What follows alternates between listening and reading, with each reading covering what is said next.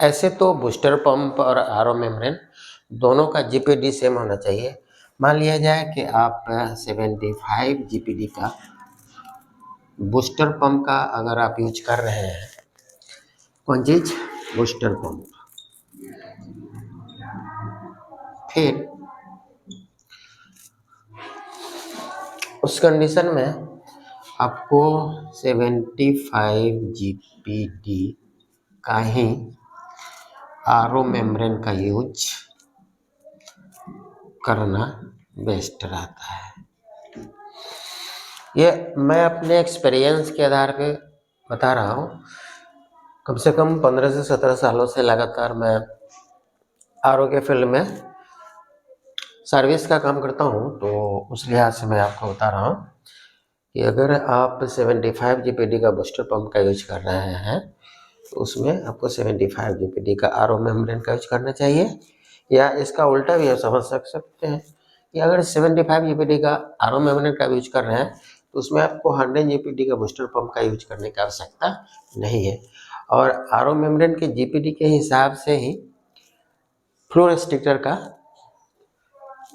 Selection किया जाता है। जैसे कि मैं आपको ये बताने वाला हूँ, मान लीजिए कि आप का जो आरओ मेम्ब्रेन है वो 75 जीपीडी का है, तो 75 को आपको एक एवरेज 7 से मल्टीप्लाई करके और जो एक वैल्यू आएगा उसके आसपास का वैल्यू का जो फ्लो रेस्ट्रिक्टर आपको अवेलेबल होगा वही फ्लो रेस्ट्रिक्टर यूज करना चाहिए। और ये मैं बता रहा हूँ जनरली एक एवरेज टीडीएस के लिए। जैसे कि एवरेज टीडीएस का मतलब हो गया, जैसे कि लो टीडीएस की मैं बात नहीं करता, एवरेज टीडीएस जैसे 500 से ऊपर टीडीएस में से आरओ मेम्ब्रेन का यूज होता है, मैं उसकी बात कर रहा हूँ। जैसे 1000 TDS, 1500 TDS, 2000 TDS, 2500 TDS, 3000 TDS, उस कंडीशन में कम से कम आपको 7 से मल्टीप्लाई करके जो वैल्यू आएगा उस फ्लो रेस्ट्रिक्टर यूज करना है। ऐसे तो अगर आप 9 से मल्टीप्लाई करके जो वैल्यू आएगा, अगर उस टाइप से अगर फ्लो रेस्ट्रिक्टर यूज करें तो ज़्यादा बेस्ट रहेगा, लेकिन यहाँ पर ऐसा नहीं है। एक एवरेज टीडीएस देखा गया है कि लगभग 1500 2000 एक एवरेज टीडीएस मैक्सिमम हो सकता है, वो भी कुछ खास जगहों पे, हर जगहों पे ऐसा नहीं देखा गया है। इसलिए मैं आपको बोल रहा हूँ कि 5 से ही कैलकुलेट करके आप निकाल सकते हैं। 5 7 जा हो जाएगा 35 और कैरी हो जाएगा 3, तो 7 7 जा 49 और 3 ये हो जाएगा 52। तो ये हो गया 525 ml पर मिनट की रफ्तार से रिजेक्ट देने वाला फ्लो रेस्ट्रिक्टर का वैल्यू, यानी लगभग आपको 550 मिलीलीटर पर मिनट की रफ्तार से रिजेक्ट वाटर देने वाला फ्लो रेस्ट्रिक्टर अवेलेबल हो सकता है, तो आप उसका यूज कीजिए, बेस्ट रहेगा। और फिर मान लीजिए कि बूस्टर पंप का जीपीडी बढ़ जाता है, 75 से एबव हो जाता है, जैसे 100 जीपीडी, उस स्थिति में भी इसका यूज कर सकते हैं। लेकिन होता क्या है ना कि अगर आरओ मेम्ब्रेन का जीपीडी कम है, बूस्टर पंप का जीपीडी ज़्यादा है, तो इन फ्यूचर जो आरओ मेम्ब्रेन है वो अगर आप कम वैल्यू का फ्लो रेस्ट्रिक्टर का यूज करते हैं तो बूस्टर पंप जो है उस आरओ मेम्ब्रेन का जो पोर साइज है उसको लगभग 1 साल या 1 साल के बाद या 1 साल के अंदर भी देखा गया है कि उसका जो पोर साइज को इतना बढ़ा देता है कि उसका जो प्योर वाटर का जो टीडीएस जो आना चाहिए का एवरेज वो 5% के एवरेज में आता है। आरओ मेम्ब्रेन का टीडीएस वो उतना नहीं आकर के 10% 15% या कभी कभार देखा गया है उससे भी ज़्यादा हो जाता है।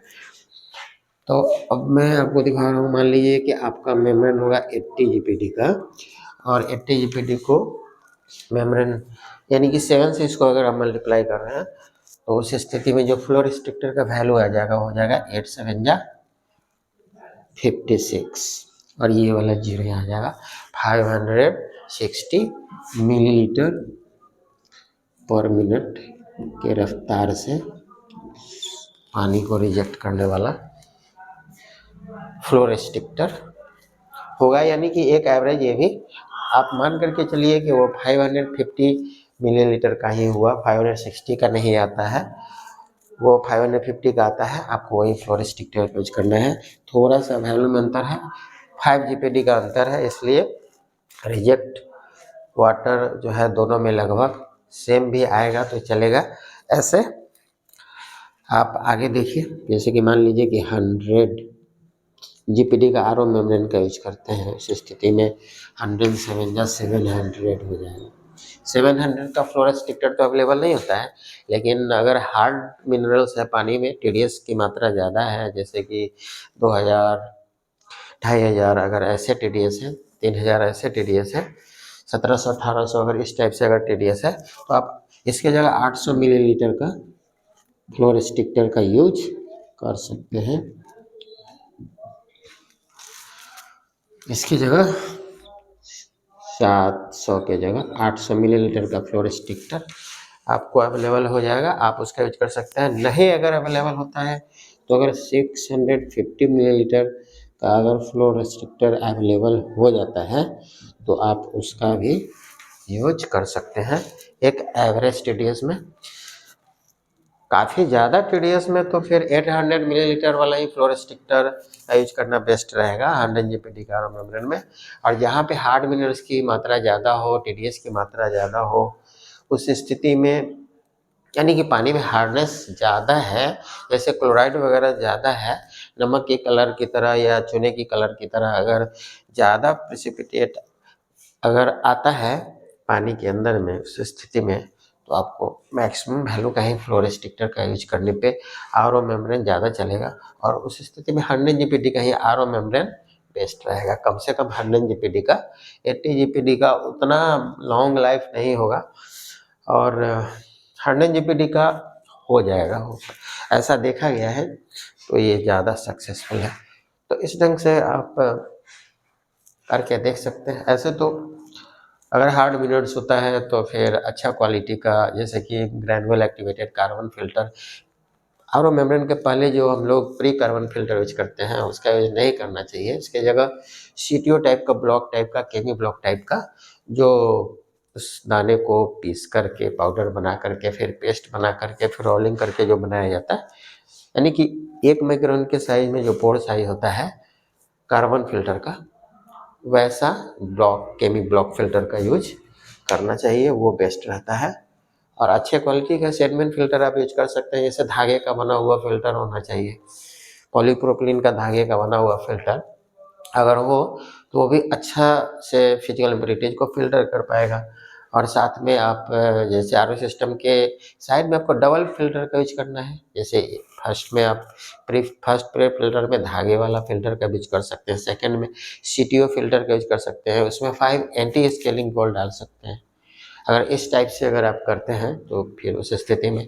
आपका आरओ मेम्ब्रेन आराम से 1 साल से ऊपर चल सकता है। ऐसे तो एक एवरेज आरओ मेम्ब्रेन का लाइफ होता है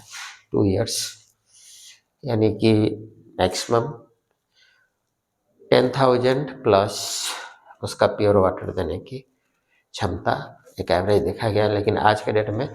इतना वाटर पॉल्यूटेड हो गया है जिसके कारण अब कुछ ही जगहों पे देखा गया है कि आरओ मेम्ब्रेन 2 साल या 2 साल से ऊपर चलता है। अधिकांश जगहों पे देखा जा रहा है कि 2 साल के अंदर ही 1 से 2 साल के एवरेज में 1.25 साल 1.5 साल, या बहुत जगह ऐसा भी देख रहे हैं कि 1 साल के अंदर भी हार्ड मिनरल्स है तो वहाँ पे आरओ मेम्ब्रेन चॉक कर जाता है। तो इस टाइप से इस वीडियो के माध्यम से मुझे यही जानकारी देना था। हम समझ रहे हैं कि ये जो वीडियो है आपके लिए बहुत ही हेल्पफुल है, तो आप इसे लाइक कीजिएगा, शेयर कीजिएगा और कमेंट कीजिएगा। Thanks for watching this video.